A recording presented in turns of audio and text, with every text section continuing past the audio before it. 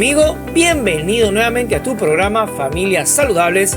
Como sabes, la serie que estamos desarrollando es Hombres de Verdad.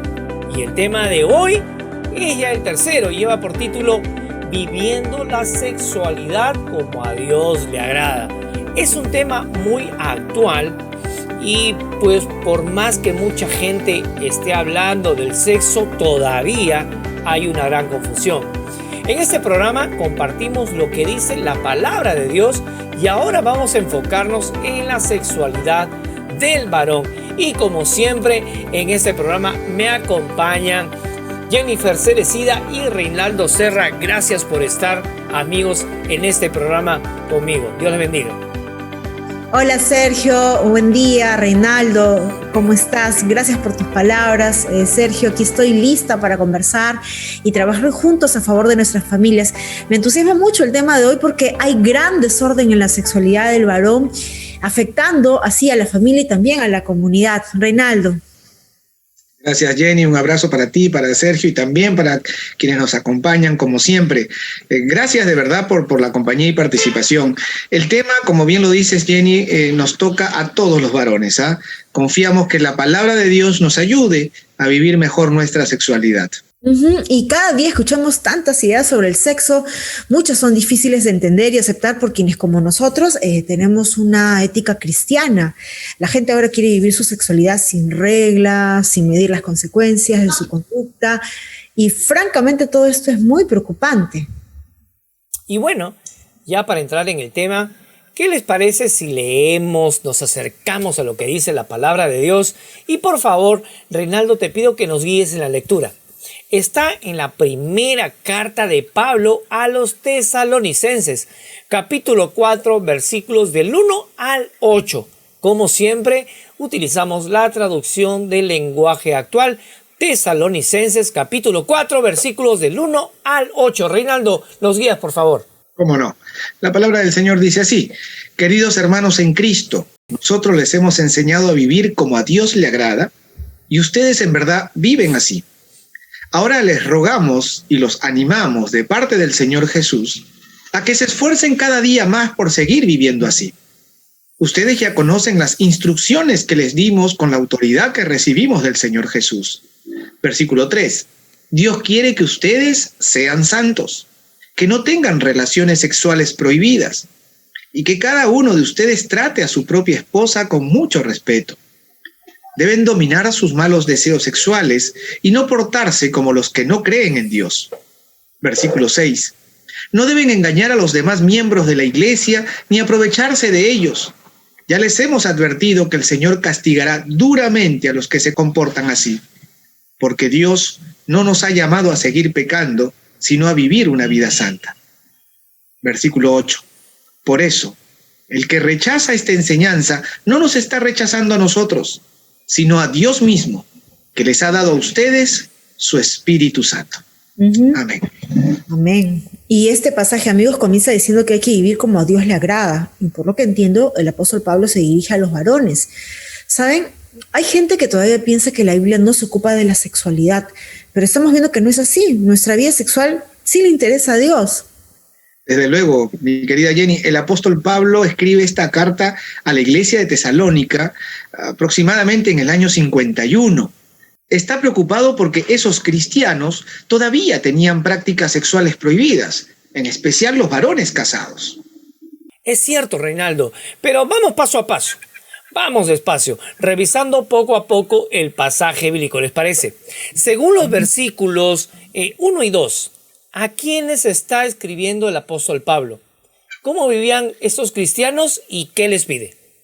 Bueno, ya se ha dicho que escribe a la comunidad de cristianos que vive en Tesalónica. Les dice que ellos viven como a Dios le agrada, según Él les había enseñado. Ahora, pienso que al decirles que se esfuercen al máximo para vivir como Dios quiere, lo hace porque el libertinaje sexual de aquella sociedad era tan extendido y legal como lo es en nuestro tiempo. No era fácil para los cristianos de Tesalónica vivir en santidad como lo es ahora. Correcto, Jennifer. Estos cristianos habían sido instruidos inicialmente por Pablo y tiempo después por Timoteo. Por eso el apóstol les pide que recuerden toda la enseñanza recibida, para no vivir ya según las normas morales de la sociedad. Ahora les pido que me digan, de acuerdo a los versículos 3 y 4, ¿qué quiere Dios de los varones? ¿Cómo deben de tratar a su esposa? Muy bien, primero les dice que la voluntad de Dios es que sean santos, que no cometan adulterio, que no tengan relaciones sexuales con prostitutas y que los jóvenes no vivan en fornicación. Estas son las relaciones sexuales prohibidas. Tratar con respeto a la esposa incluye, sin duda, no vivir esa vida sexual desordenada. Así es, y Dios demanda fidelidad en la vida matrimonial. El adulterio, según Jesús, se comete incluso cuando se desea sexualmente a una persona diferente del cónyuge. Tener una vida santa. Y eso pasa por vivir de acuerdo a la voluntad de Dios. Y en este caso, la voluntad de Dios es no tener prácticas sexuales prohibidas, que también ofenden a la esposa. Debemos vivir entonces nuestra sexualidad como a Dios le agrada en el ámbito del matrimonio. Pero según el apóstol, ¿cómo se comportaban sexualmente los hombres no cristianos de Tesalónica?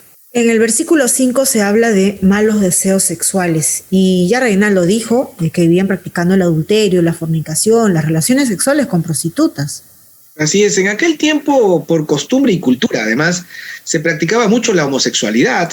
El machismo afectaba las relaciones sexuales entre esposos, ya que el varón usaba a la mujer como objeto sexual. Y en el versículo 6, por lo que veo, pues aparece el mandato de no engañar a los miembros de la iglesia. Yo entiendo que los creyentes llevaban una doble vida, aparentando santidad en la iglesia, pero viviendo desordenadamente en la sociedad. Si es así, es una falta de respeto a la iglesia, a la familia y sobre todo y por sobre todo a Dios. Así es, Jenny.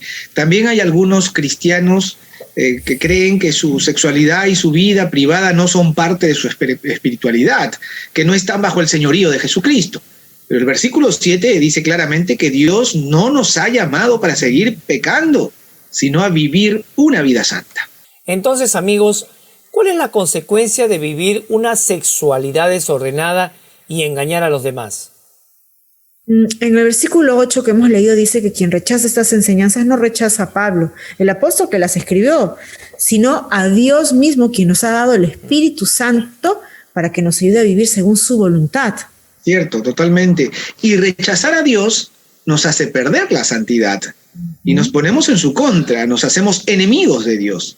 Por otro lado, la vida sexual desordenada daña nuestra vida familiar, en especial a la esposa, con quien por el matrimonio formamos una sola persona, no olvidemos eso.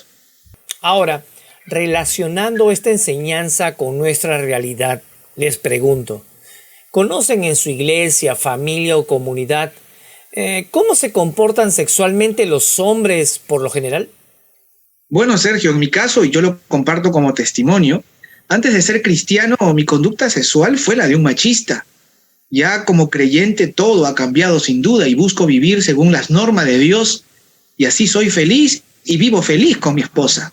En mi iglesia la mayoría de varones ha vivido experiencias parecidas a la mía también.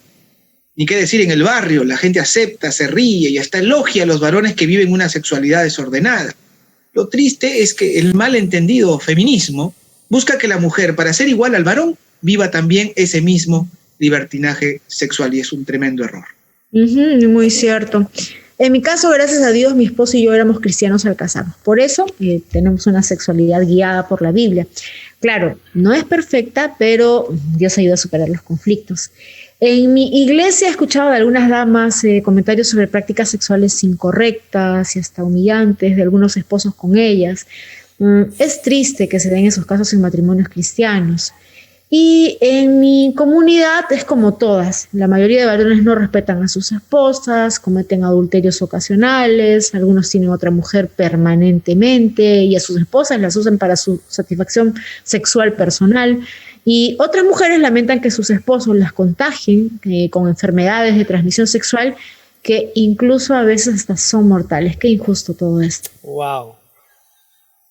Qué injusto, ¿no? Qué injusto. Ahora, preguntémonos, ¿qué podemos hacer para ayudar a que los hombres puedan tener una sexualidad ordenada, respetuosa de su esposa y de las normas de Dios?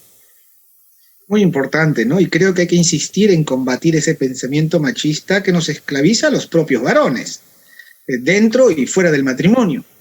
Y para eso nada mejor que enseñar los valores morales y éticos de la fe cristiana, tanto en la iglesia como en otros espacios, llámense en los colegios y cualquier institución comunitaria, utilizando charlas, talleres, conversatorios, retiros, seminarios, y también, por supuesto, produciendo material impreso y por las redes sociales, sin duda. Estoy completamente de acuerdo contigo, Reinaldo, pero yo creo que también hoy se debe ayudar a la mujer para que se respete y se haga respetar. No podemos tolerar que nos agredan sexualmente y mancillen nuestro hogar. Si la mujer es consciente de su dignidad, estoy segura que el hombre también va a cambiar. Y yo podría invitar a profesionales expertos para que aquí en el programa compartan principios y valores que ayuden a vivir mejor nuestra sexualidad en el matrimonio, en especial los varones. Y bueno, amigos, ha sido increíble pues tocar este tema tan importante el día de hoy. Gracias a ustedes por acompañarnos. Esperemos que todos demos pasos firmes para mejorar nuestra vida sexual matrimonial, pues de acuerdo a la palabra de Dios. Y como siempre tenemos por costumbre, pues terminar este tiempo de estudio de la palabra en una corta y sencilla oración. ¿Y qué tal si, Reinaldo, nos guías, por favor? Claro que sí, vamos a orar. Dios y Padre nuestro, te damos gracias porque nos creaste con dignidad y una sexualidad sana, Señor. Perdónanos porque como hombres muchas veces denigramos nuestra vida sexual y a nuestras propias esposas. Amado Dios, ayúdanos a vivir como pareja en santidad. Lo pedimos en el nombre de tu amado Hijo Jesús. Amén.